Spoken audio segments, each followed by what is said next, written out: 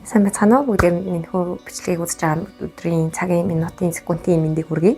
За миний хувьд гэх юм бол та бүхэнтэйгээ 2025 оноос 2026 онд шилжих энэхэн торгон мөчөд өөр тохиолдсон, өөр санагдсан бүтэн жилийнхээ хугацааг бас дүгнэн ярилцаж жижигхэн блог бичлэг хийж байгаа. Тэгээд та бүхэн таалагдах юм бол мэдээж лайк дараад миний цааш subscribe дараад миний цаашдын гоё өдрүүдтэй хамтдаа байгаарай.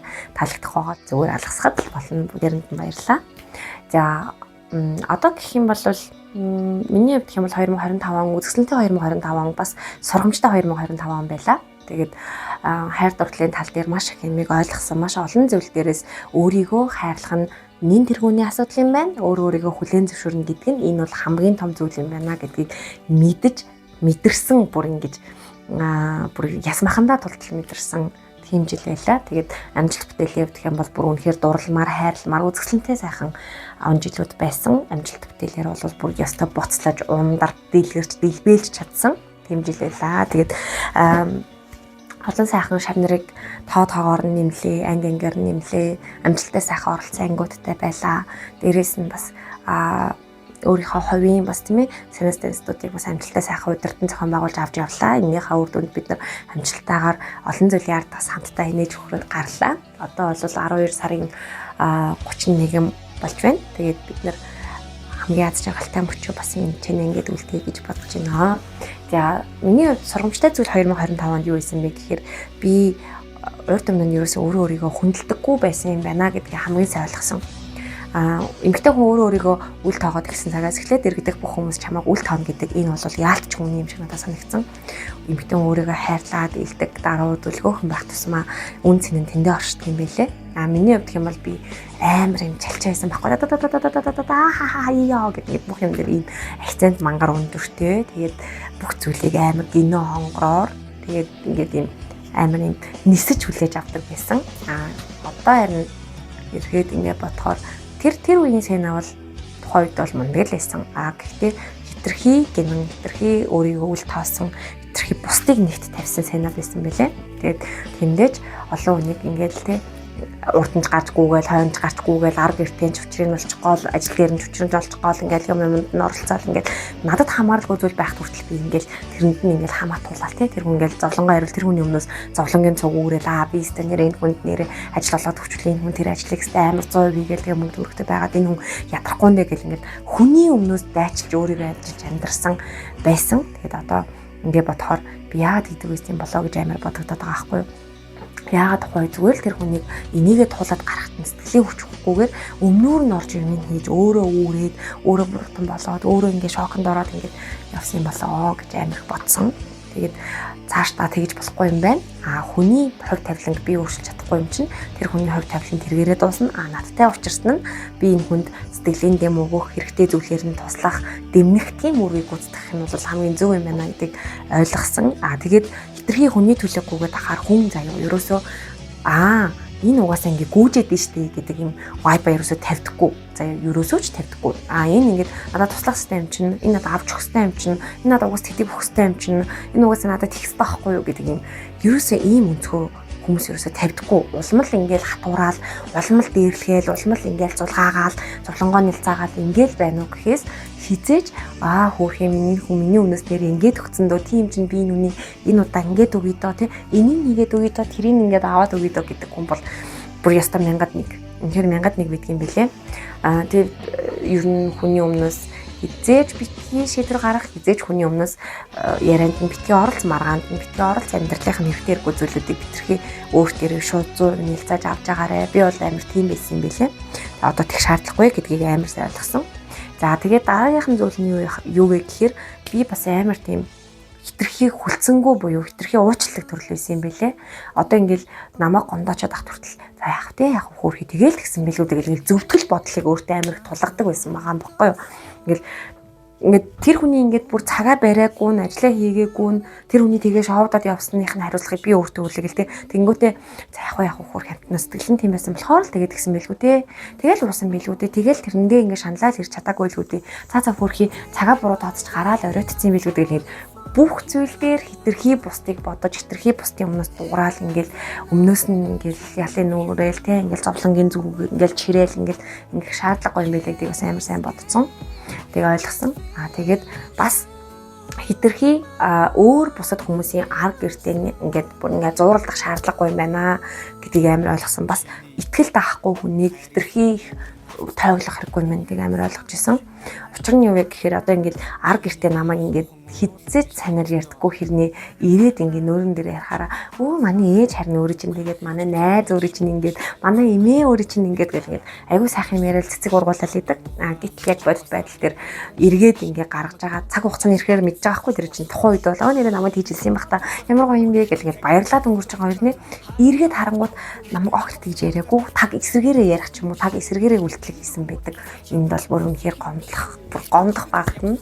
Тэгээд за хүн ерөөсөө хүн гэж чамтны тий над руу хараад инээгээд хэлсэн үгэнд нь шууд итгэж болохгүй юм байна. Окей би энэ үедээ дандаа цензуртэй шүүлтүртэй харьцах хэрэгтэй байна гэдэг ямиг хамгийн сайн ойлгож авсан. За тэгээд бас нэг амар чухал юм нь хайр дурлалын тал дээр зөвхөн чамайг гэдэг хүнийг сонгоорой. Зөвхөн чамайг гэдэг хүн биш дээ тий. Дэндүү зөөлөн байт юм байлээ. Зөвхөн чамайг сонсож өгдөг юм байлээ. Үнэхээр яг чиний төлөө бүх зүйлийг хийх гээд яг ингээд амлсандаа хүрх гээд болгох гээд ингээд амир хичээгээд явдгийм байлээ. Үнэхээр чамд хайргүй зүгээр чамайг шохоорхоо сонирхоод энэ үедээ тий өнөөдөр ингээд сайхан үчиг өнгөрөөчи. Тэгээ блог гэд ингээд бодсон хүнд бол бүр ингээд юу ч наалддаггүй бүр юу ч хамаагүй байдгийм байлээ. Миний хэлж байгаа үг, миний гуйж байгаа сэтгэл ингээд намайг ойлгоод өгөөч, намайг сонсоод өгөөч. Хоёул ингээд ярилцъя. Би ингэсэн байхгүй юу гэдэг ингээд юмаа дэлгэж ярих огт шаардлагагүй юм билээ. Зүгээр л тухайн мөчт нь окей, бай гэдэг ингээд амар сайн бүр ингээд эцсийн шийдвэр амар мундаг гаргаад явуулах нь хамгийн зөв шийдвэр юм шиг надад санагдсан. Би болохоор амар тийм зууралддаг төрлөхгүй юм ингээл битээ тэгээжтэй хүү намаа битээ ингээжтэй гэл зураал гэдэг тийм төрөл тэгэд ер нь бол тэгж болохгүй юм байна гэдгийг хамгийн сайн ойлгосон. Тэгээд ч тэр хүний хүлээж авсан үзэл бодол тухайн үед тэр хүний л зөв байхгүй юу. Тэгээд зөвхөн тэр хүн ойлгохыг хүсэхгүй байхад хүчээр ингээд ойлгуулах гад ингээд давшаад байна гэдэг нь өөр амар том тэнэглэл юм шиг надад санагдсан. Тэгэхээр огт тэгж болохгүй юм байна гэж бодсон. За тэгээд мэдээж нөгөө залуухан цэцэг шиг тий дэлбэлж яваа гой сайхан байгаа энэ цаг үеэ хин нэгний золиос болгож болохгүй юм байна гэдэг амар сайн бодсон. Тийм учраас үргэлж өөрийгөө нэгдүгээр тавьж үргэлж өөрийгөө хайрладаг байгаарэ. Тэгээд 2026 онд хамгийн сайнаараа хичээж хамгийн лагаараа байх гэж амар их тэмүүлэх болно. Тэгээд найз нөхдөд гэх юм бол яг чамаг гэдэг найз бас тусдаа заяа. Чамаг гэдэггүй найз бас тусдаа. Чамаг гэдэг хүн бол штэ бүр анханасаа бүр цаанаасаа л чиний төлөө байгаад идэг. Хэлэх үг нь чиний төлөө, үйлдэл нь чиний төлөө. Тэгэл ингээд санаа зовоол өмнөөс чинь цуг шаналал тэг ингээд цуг инээгээл цуг уйлал гэлээ яа тэг гэж байгаа юм биш. Гэтэ тэгдгийм байлээ шүү.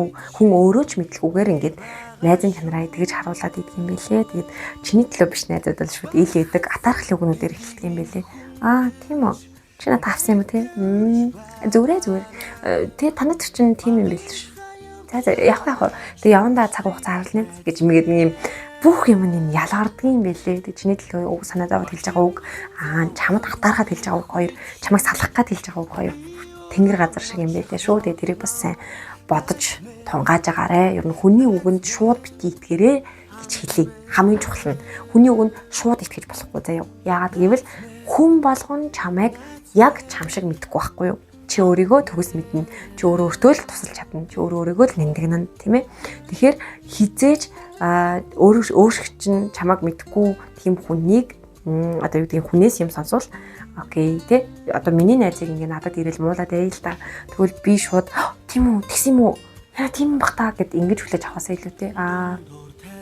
За гэж ингээд дарчаад тэгээ цаг хугацааны ирэхээр тэр хүний хэлсүүг үнэн байна уу? Миний найз тэрний эсрэгээр байна уу гэдгийг тунгаагаад тэгээд шүлтүртэйгээр хандах нь хамгийн зөв юм байлээ. Хүний үн 100% итгэнэ гэдэг бол бүр байж боломгүй тэнэглэл шүү. Тэгээд хүн болгон дотроо бодолтой, хүн болгон татаархсан сэтгэлээтэй, хүн болгонд хөрх юм гэсэн бас өвч сэтгэлж байгаа л та. Гэхдээ одоо цаг үе дээр ярих юм бол миний 25 онд тулгарсан хүмүүсийг харж дүгнэх юм бол үнээрөө гэмээр хүмүүс амир байсан. Бас үнээр талархмаар хүмүүс ч бас их байсан. Тэгээд мөчлөөсөн эцсийн үр дүн нь чи өөрийнхөө төлөө өөрөө тэмцэх ёстой. Өөрийгөө өөрөө яг хайрлах ёстой. Чи л өөрийгөө үнэлж, өөрийгөө хүндэлж нэгт тавихгүй бол хинч чамайг тэхгүй бүгдээрээ л тэд нар өнгөн дээрээ энийг чанаад гэрнэ. Цаагаараа юу бодож явж гэдгийг хинч мэдэхгүй шүү дээ. Тэгэхээр өөрөө өөртөө эзэн байцгаая. Өөрийнхөө төлөө чамайг гэдэг хүмүүсээр хүрээлүүлж аз жаргалтай амьдралаараа амьдраарэ. Тэгээд бусдыг бас хайрладаг байгаарэ. Хүн болгон сайхан сэтгэл гарах гэж хэлж байгаа юм биш. Гэхдээ хүн болгоныг гомдоох шаардлагагүй шүү дээ, тийм ээ. Тийм болохоор бүгдээрээ сайхан сэтгэлээр илүү олон хүнд давлгаа үүсгэж, илүү олон хүний сэтгэлд гэрэл хасаад нэг нэгнийгаа хүндэлж, уучлж, ойлгож, хайрлаж, эрхэмлэж явцгаая. Бидний нас хэр удаан тий яг энэ чигээрээ байх үлээ. Тэгэхээр амьдрал тохиолдсон хүн болгон сайнтай муутай байгааг бүгдээрийн тонгийн тайруулаад явах юм бол энэ бол маш боломжтой зүйл юм шиг надад санагдсан. Хайр дурлалын хувьд мэдээж чамаа гэдэг хүнтэй л уулзраарэ. Зөвхөн чамаа гэдэг хүнийг сонгоорой. Өөрөө сайн биш. Өөрөө хитрхи ингээд эмэгтэй хүн ялангуяа тэгдэг байхгүй. Өөрөө дурлцахаараа бусад юмнууд нь ингээд харагдах болоод бүр ингээд блүүтчдэг. Тэгэхээр тэрэн дээрээс энийг агаар амьсгаа аваад нэг сая ухраад агаар дээрээс ингээд бүх зүйлийг харж агаарай. Юу лээ? Энд чи яаж алээ? Энэ хүн надад тэг чамдж гин үү? Энэ хүн надад ингээд чимэн зөвлөж гин үү? Энэ аав шиг намайг ингээд зэмлээд хайрлаад нэндэгнээд явж гин үү? Хамгаалж гин үү? Тэгж чадахгүй нэ. Энэ хүн надад худлаа ярьж гин те. Энэ хүн цаг намайг ингээд аргацааж гин те. За окей. Тэгвэл энэ хүн надад зөвхөн өнөөдөр шөнийг л өнгөрөх гэж байгаа юм бах та. Окей. Тэгвэл за баяртай. Гэт ингээд бүгдийг чөлөөлөөд явуулаад сэтгэлээ хөнгөлөөд өөрийгөө илүү тодор гэрлэж чадна гэдэгт итгээрэй. Чи өөрөө өөртөө л итгэхгүй бол хинж чамд итгэхгүй гэдгийг үргэлж санаж агаарай. Тэгээд бүх зүйл сайн сайхны төлөө байх хэвээр. Бүгдээр мэднэ. Шинэ жилийн мэндийг хүргэе. 2025 26 25 маань ингээд өндөрлөө. 26 онд бүгдээ бат авцгаая.